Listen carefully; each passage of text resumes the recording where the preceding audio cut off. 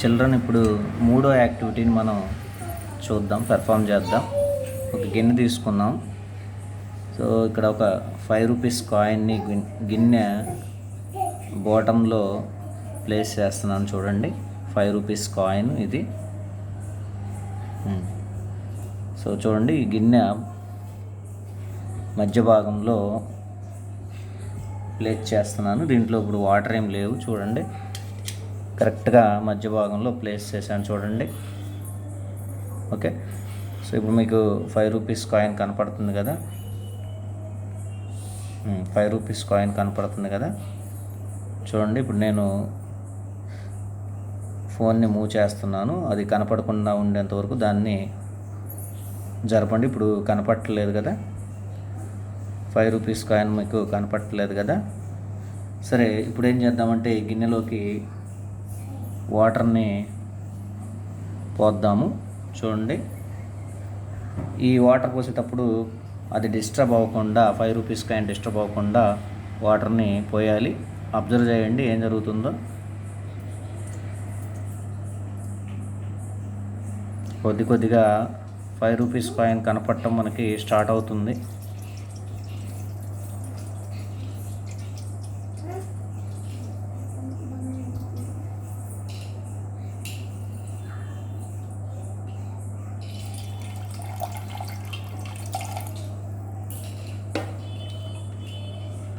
కొద్దిగా నీళ్ళు పోయండి.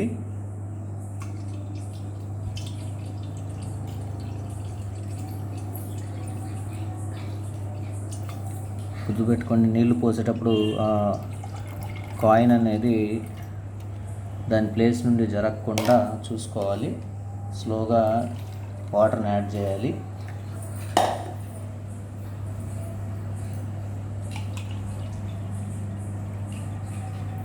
చూడండి, మనకి ఇప్పుడు హాఫ్ ఆఫ్ ద కాయిన్ కనపడతా ఉంది.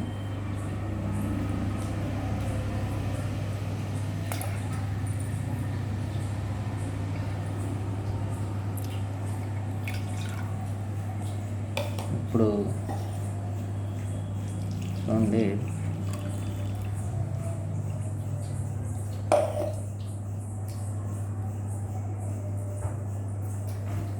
సో దాదాపు ఫుల్గా కనపడతా ఉంది కాయిన్ మనకి.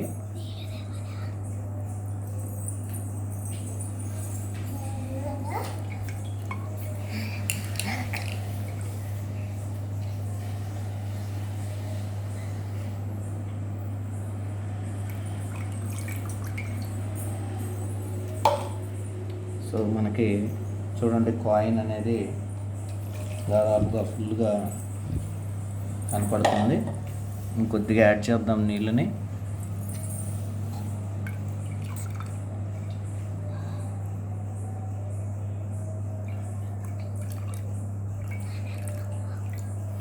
సో ఇప్పుడు చూడండి, దాదాపుగా ఫుల్ కాయిన్ అనేది కనపడింది.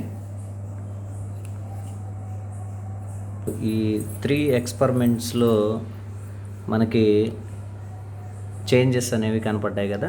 ఈ చేంజెస్ అనేవి రిఫ్రాక్షన్ వల్ల, అంటే లైట్ రిఫ్రాక్ట్ అవ్వటం వల్ల సో జరిగినాయి. సరే, ఈ రిఫ్రాక్షన్ గురించి మనం రేపటి క్లాస్లో డిస్కస్ చేద్దాం, అసలు ఎలా జరుగుతుంది ఏంటి అనేది.